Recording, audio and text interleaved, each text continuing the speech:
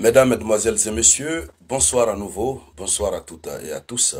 Vous êtes encore une fois les bienvenus ici sur la tribune d'éveil des consciences.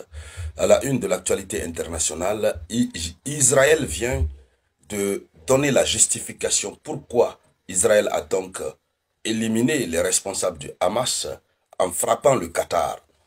Oui, Israël vient de donner la raison. Mais pendant ce temps, le secrétaire général de l'ONU vient de monter au créneau contre Israël. Oui, il vient de monter au créneau. Et donc, la situation est en train de dégénérer, vrai, comme vous ne pouvez l'imaginer. Alors, dans le cadre de cette vidéoconférence, c'est de cette actualité que nous allons parler. Mais avant de continuer dans les profondeurs, merci de partager la vidéoconférence au maximum. Et je vous informe, à l'instant T, au Népal, ça ne va pas. Au Népal, le Népal, c'est entre l'Inde et la Chine. Oui, le bâtiment du gouvernement est en feu à l'instant où je suis en train de vous parler. L'épouse de l'ancien Premier ministre a été envoyée au repos éternel. Au Népal, ça ne va pas. La jeunesse est sortie dans les rues. La jeunesse est en train de protester. Ça, c'est un autre sujet, une autre actualité brûlante et qui a des implications géopolitiques que nous allons toucher tout à l'heure. Ça ne va pas de ce côté. Mais allons-y d'abord dans les profondeurs par rapport à ce qui se passe entre Israël, le Qatar, le Hamas. Allons-y dans les profondeurs. Donc, Jérusalem se justifie. Ce qui s'est passé hier à Jérusalem, c'est la suite, c'est la réponse que Israël vient de donner. Vous savez, Israël a été touché hier, en plein cœur de Jérusalem. Une fusillade dans un arrêt de bus, où beaucoup ont été envoyés au repos éternel. Beaucoup de personnes ont été tuées. Avant ça, un aéroport a été touché dans le sud d'Israël. L'aéroport d'État a été fermé temporairement. Et nous avons vu Benjamin Netanyahu qui était sorti pour dire ces attaques de l'ennemi ne vont pas nous affaiblir. Au contraire, ça va nous renforcer dans notre détermination. Il le dit, et aujourd'hui, au Qatar, il y a une délégation du bureau politique des hautes instances du Hamas qui devrait tenir une réunion. Ils étaient en réunion d'ailleurs. Il faut dire que le Qatar est comme un protecteur pour la direction politique du Hamas. Et apparemment, ce qui s'est passé là-bas, le Hamas est derrière. Ce qui s'est passé à Jérusalem hier, on a tous vu les images. Et c'est pourquoi Israël a donc visé le bâtiment en question dont nous avons parlé dans la vidéoconférence précédente, et Israël a frappé ce bâtiment. Et nous apprenons que tous ceux qui étaient là ont été envoyés au repos éternel. Donc la direction politique du Hamas a été neutralisée. Pour le moment, on attend la confirmation définitive. Donc, hier, cet attentat terroriste qui s'est déroulé à Jérusalem a provoqué de nombreuses victimes, comme on le disait. En réaction, donc, le Premier ministre Benjamin Netanyahu et le ministre des Affaires étrangères, Israël Katz, ont publié un communiqué. Leur ligne.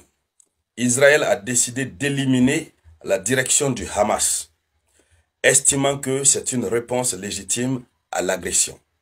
Donc pour Israël, ça, c'est une réponse légitime à l'agression. Alors, Tel Aviv assume une logique de représailles totale après une roquette et les tunnels. C'est la tête politique du Hamas qui devient la cible. Ok.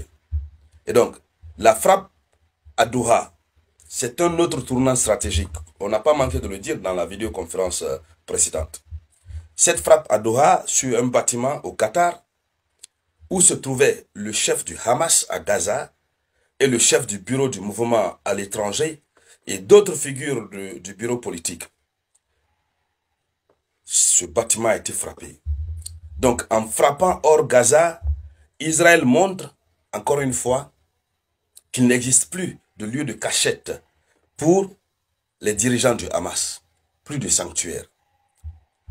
Israël n'a plus de limite.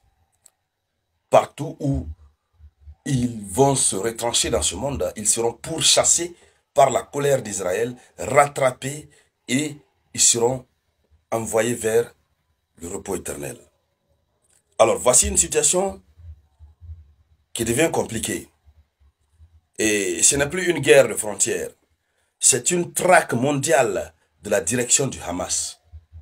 Alors, cette traque mondiale ne fait pas plaisir à l'ONU parce que dans cette traque, Israël est en train de violer la souveraineté de certains États tels que le Qatar. Et si le Qatar réagit d'une manière, l'affaire va rester désormais entre le Qatar et Israël. Donc ça va être d'État en État. Alors, l'ONU est montée au créneau. L'ONU a procédé à une condamnation immédiate. Et donc c'est le secrétaire général des Nations Unies, Antonio Guterres, qui a condamné la frappe israélienne.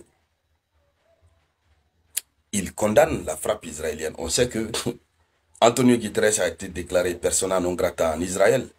Il avait même voulu se rendre là-bas. Les autorités israéliennes ont dit non, tu n'as pas ta place ici.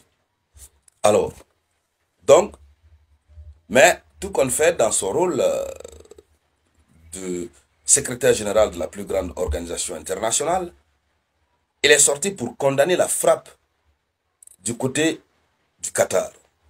Quel est le motif qu'il a dégagé? Il dégage le motif de la violation de la souveraineté d'un État tiers, le Qatar.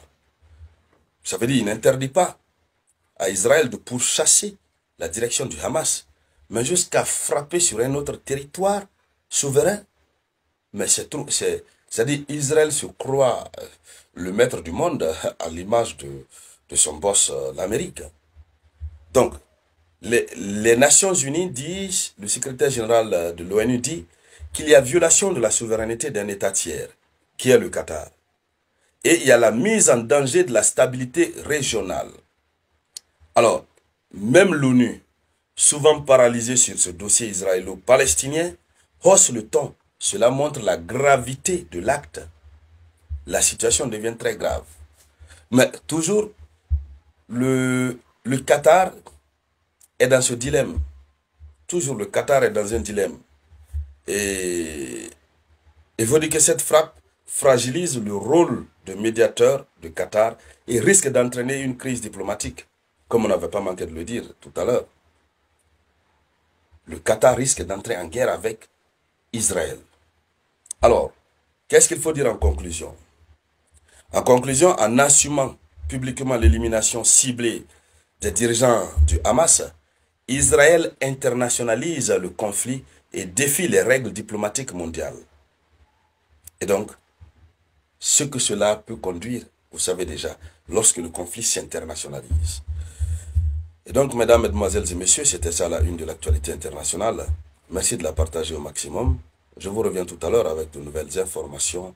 C'était la voix de votre unique samouraï.